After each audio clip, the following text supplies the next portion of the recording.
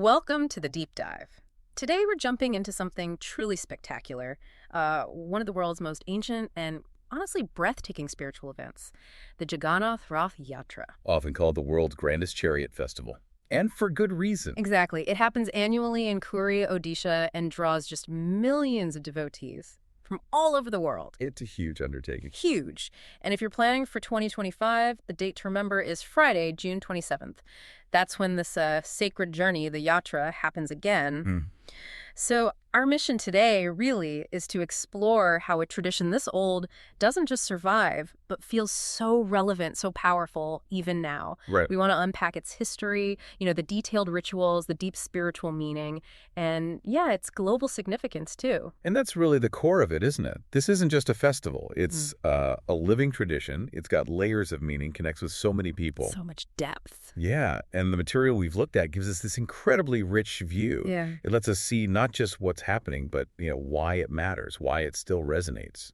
So this deep dive should give you, our listener, a real shortcut to understanding it all. Definitely. From the ancient texts right up to how it plays out globally today. Okay, so let's start at the beginning then. To understand something this grand, we need to look back. I mean, the age of this festival it's pretty staggering. It really is. Its origins are woven into Vedic and Puranic texts. We're talking Skanda Purana, Brahma Purana, Padma Purana. The foundational texts. Right, and the core story, the myth, is about this divine journey. Lord Jagannath, who's seen as a form of Vishnu or Krishna, travels with his brother, Lord Balapadra, and sister, Devi Subhadra. They're going to visit their maternal aunt's place, the Gundicha temple. Simple journey, but packed with meaning. Oh, absolutely. What's really captivating is how that journey represents so much more. It's about divine compassion reaching out, and also this idea of divine Leela, God's playful cosmic activity. And historically, how did the temple itself come about? Well, tradition says the very first temple was set up way back by King Indrayumna in the Satya Yuga, ages ago. But the incredible temple we see in Puri today, the center of it all, that was built in the 12th century by King Anantavarman Chodagangadeva. Okay. And the festival itself really grew in importance under the Gajapati rulers. It went from being, a powerful regional thing to a truly pan-Indian celebration. Cementing Jagannath as this universal lord. Exactly. Yeah. Transcending caste, creed, everything. That idea of universality really shines through in the symbolism, doesn't it? This annual trip from the main Jagannath temple to the Gundicha temple. It means several things. Firstly, it's divinity reaching out to everyone, right? Especially people who might not normally be allowed inside the temple sanctuary. A crucial point. And second, It's also seen as a reenactment of Krishna leaving Dwarka for Vrindavan, a really emotional journey in the scriptures. full of devotion, yes. And then the return trip, the Bahuda Yatra, that symbolizes the whole cycle of life, death, rebirth. And, connecting that to the bigger picture, the whole event hammers home these themes of inclusion and equality. It's quite powerful. How so, specifically? Well, unlike typical temple darshan, the viewing of the deity, which often has restrictions, the Rath Yatra is unique because everyone, absolutely everyone, regardless of their background, religion, gender, status, can come and physically touch the ropes, pull the chariots. A real symbol of unity. Yeah, it really is. Universal brotherhood in action. And here's where it gets really interesting. The belief is that the chariot itself, the Ratha, is infused with something called Sandini Shakti. Sandini Shakti. Yeah, it's like the eternal energy connecting God and the devotees. So just touching the chariot, or even the ropes, is believed to wash away sins, maybe even grant moksha liberation. That explains the incredible energy you see, people pressing forward just to touch it. Precisely. It turns a physical act into something deeply spiritual, a quest for that connection, that liberation. Incredible. And speaking of the chariots, these aren't just carts, are they? They sound like masterpieces of construction. Oh, they are. Absolute engineering marvels, especially considering they're made with traditional methods. And new ones every year. That's hard to believe. Every single year, by hereditary carpenters, the Maharana servitors, the whole process starts months before on a day called Akshaya Tritiya. So tell us about them. Are they all the same? Not at all. Each one is distinct with specific details. Let's see. Lord Jagannath's chariot is called Nandi Ghosha. Nandi Ghosha, got it. It's the biggest. 16 wheels, stands 44 feet 2 inches tall, uses 832 logs of specific trees like Fazi and Dausa. 832 logs. I know.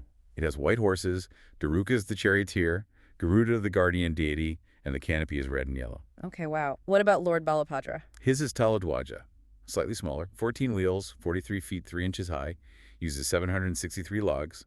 His horses are black, the charioteer is Matali, guardian deity is Vasudeva, and the canopy is red and green. Red and green, okay. And Devi Subhadra? Her chariot is Darpadalana, also called the Vidalana. It has 12 wheels, stands 42 feet 3 inches, built with 593 logs. Her horses are red. Arjuna is the charioteer, guardian deity Jaidurga, and the canopy is red and black. The level of detail is just mind-blowing year after year. It shows this profound respect for tradition, this mastery passed down, almost like a living blueprint of faith. And it's not just the chariots themselves, right? The accessories are specific, too. Yes, absolutely. Even the massive ropes used to pull them, made of coconut fiber, they have names. Sankachuda Nagini, Basuki Naga, and Swarnachuda Nagini. Even the ropes have names. And the flags. Trailokamohini for Jagannath, Unani for Balabhadra, and Nadambika for Subhadra. Every detail matters.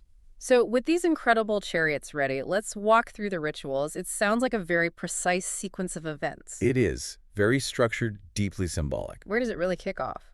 Well, it begins quite a bit earlier with Snana Yatra. That's on the full moon day of the Jyeshta month. It's a ceremonial bath for the deities. A bat. A very special one, using 108 pots of aromatic water drawn from a specific well. After this bath, the deities are said to fall ill, symbolically. Ew. Yeah, so they enter a 15-day period called Anavasara. It's like a recovery or convalescence period, hidden from public view, receiving special care. Okay, so they recover. Then what? Then, just the day before the main Rath Yatra, so for 2025, that would be June 26th, there's Gundicha Marjana. Gundicha Marjana. It's the ceremonial cleaning of the Gundicha temple, the destination. Devotees do this, and it symbolizes, purifying your own heart and soul to welcome the divine. A preparation for receiving blessings. Exactly. And then comes one of the most visually striking rituals, Chera Pahanra. This is performed by the Gajapati king of Puri. The king himself, what does he do? He sweeps the platforms of all 3 chariots with a golden broom and sprinkles sandalwood water. It's this amazing display of royal humility, showing that even the king is just a servant before the Lord. That's powerful symbolism. Very. It happens twice, actually once, before the chariots start rolling towards Gundicha, and again before they return. Okay, so the chariots are swept, purified. What's the next step? Getting the deities onto them. Precisely. That's Bahadi Bijay. It's this grand, swaying, ceremonial procession. The heavy wooden idols are carried out for the temple sanctum to the chariots. I imagine that's quite a sight. Oh, it's incredible. Amidst deafening sounds of gongs, trumpets, drums, conch shells, and constant chanting of Jai Jagannath, victory to Jagannath. It's electric. Now, you mentioned something intriguing earlier, Hera Panchami. Goddess Lakshmi gets involved. Ah, yes, Hera Panchami. This happens a few days after the deities reach Gundicha temple, around July 1st. Goddess Lakshmi, who stays behind in the main temple, is symbolically annoyed that she wasn't taken along. Uh-oh. So her representative deity is carried in a palanquin to the Gundicha temple. She sort of checks up on things, sees Jagannath, and then out of pique, her attendants break a small piece of Jagannath's chariot, Nandigosha. Playful anger. Exactly. And then she returns to the main temple, not through the main gate, but secretly through a side road. It's a very human, relatable part of the divine drama. I love that. So after their stay at Gundicha, they return. Yes, that's the Bahuda Yatra, the return journey, typically 9 days after the start. For 2025, that would be July 4th. The chariots are pulled back to the main temple. The cycle completes. But the festivities aren't quite over yet. Not quite. The day after they return, July 5th, is Sunabesha, the golden attire. Golden attire. Yes, the deities, while still on their chariots parked outside the main temple gate, are adorned with huge, solid gold ornaments. Over 208 kilograms of gold. 208 kilos of gold. Where did that tradition come from? It dates back to 1460, started by King Kapilendra Deva. He donated the gold after successful military campaigns as a thanksgiving. It's an absolutely stunning sight, draws massive crowds. I can only imagine. And the very final step. That's Naladri Bijay, also on July 5th. It's the ceremonial re-entry of the deities into the main temple's inner sanctum. There's another sweet ritual here, too. Oh. Goddess Lakshmi is still a bit miffed. So the gates are initially barred to Lord Jagannath. He has to offer her rasagola, a sweet treat to appease her before she lets him back in. A divine reconciliation with sweets. Exactly. It brings the whole yatra cycle to a harmonious close. Beyond these core rituals, you mentioned some unique cultural performances. Right. There's Banadi art. Yeah. It's this traditional display of, well, fire dancing, essentially. Performers spin fireballs attached to sticks, sometimes even juggling knives. It's a show of skill, valor, tied to the festival's energy. Sounds intense. It is. And then there's the Dahuka Gita. This is fascinating. There are specific singers, the Dahukas, who stand on the chariots and sing these quite bold, often suggestive verses related to fertility and earthy themes. Really? During the procession? Yes. They're called Dahuka Boli, and tradition holds that without these specific chants, the chariots won't move. It's a very ancient, perhaps pre-Brahmanical element woven into the fabric of the yatra. That's unexpected. It shows the layers of history. Absolutely. And holding all this together year after year are the Savayans, the temple servitors. You said there are many different kinds. Over 36 main categories, actually. Each group has a very specific hereditary role. Their knowledge isn't just written down, it's passed through generations via oral tradition and hands-on practice. Like who? Give us some examples. Well, you have the Swara and Mahaswara servitors. They are the cooks responsible for preparing the Mahaprasad, the enormous offering of food cooked in the temple kitchen, a massive operation. The temple kitchen is famous, isn't it? World famous. Then you have the Daidapati Sevaks, considered quasi-tribal descendants of the Lord's original worshippers. They handle the deities during Snana Yatra and Avasara and the entire Rath Yatra procession, Pahandi Biji, everything. It's a very intimate role. Okay. And the Pushpalaka Sevaks, their duty is to offer flowers and dress the deities in their daily and festive attires, including that incredible Sunabesha. It's this intricate living system of devotion and duty that makes the whole thing possible. And the center of all this, the Jagannath temple itself, it's more than just a building. Oh, absolutely. It's a spiritual and architectural marvel. Built in the 12th century, classic Kalinga architecture, the main tower soaring 214 feet high. It dominates the landscape. Are there any unique features we should know about? Definitely. If we connect back to that theme of inclusivity, on top of the main spire is the Nelachakra, the blue wheel, made of an 8-metal alloy. And importantly, near the main entrance, there's the Patita Pavana image of Jagannath, Patita Pavana. meaning savior of the downtrodden. It's specifically placed so that those traditionally barred from entering the main temple, like non-Hindus, can still have a form of darshan, of viewing, from the outside. Another layer of reaching out. Exactly. And the deities themselves are unique. They aren't stone or metal, but made from sacred neem wood. And because wood decays, they undergo a complete renewal ritual called Navakalebra every 12 to 19 years, whenever there's an extra month in the Hindu lunar calendar. So the deities themselves are periodically recreated. Yes, the old forms are buried, and new ones are carved following ancient secret rituals. It mirrors the chariot. Rebuilding this cycle of renewal is central. It's amazing how rooted it is in Puri, yet you said it's global now. How did that happen? Primarily through the work of ISKCON, the International Society for Krishna Consciousness. Its founder, A.C. Bhaktivedanta Swami Prabhupada, was deeply devoted to Jagannath and initiated Rath Yatras in Western cities, starting in the late 1960s. And it caught on. Massively. Today, ISKCON organizes Rath Yatras in well over 100 countries, maybe more.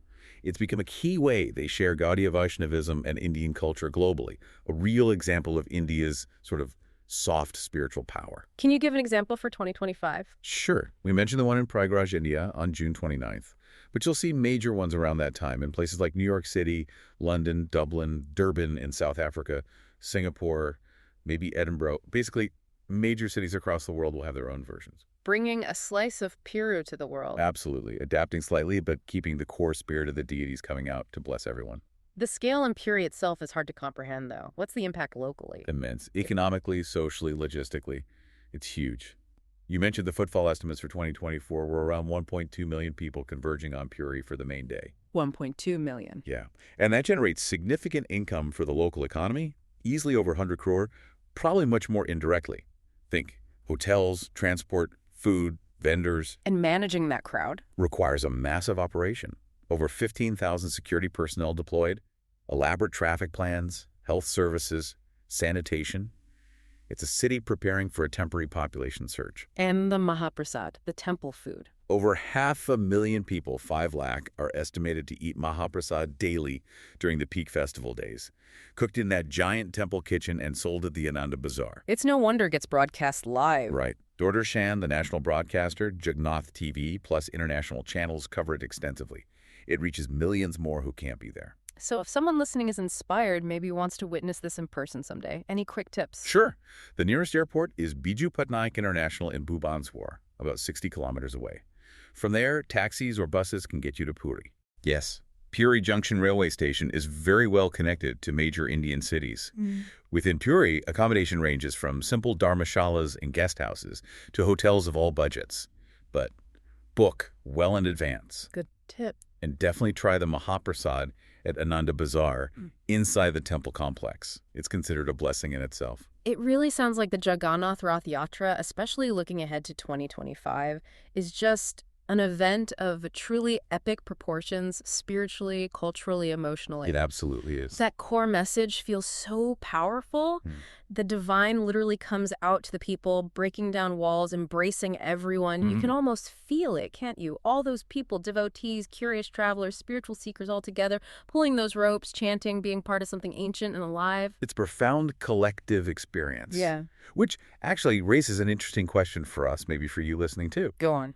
In our world today, which often feels quite fragmented, things changing so fast, what can the enduring appeal of a tradition like this teach us? What specific? Well, its universal message of inclusion, this deep sense of community it fosters. What does that tell us about faith, about the human spirit's need to connect, to find common ground across all our differences? That's definitely something to reflect on. What can we learn from Puri? Exactly. What lessons does the Rath Yatra hold for building community and connection today? A great thought to leave everyone with. So maybe mark your calendars. Friday, June 27th, 2025. Even if you can't be there, just imagine it. Drums, the chants. Sound of Jai Jagannath echoing, those incredible, massive wooden chariots slowly making their way down the Grand Avenue in Puri. A sight unlike any other. We hope this deep dive has given you a real appreciation for the history, the meaning, and the enduring power of one of the world's truly grandest and most ancient celebrations.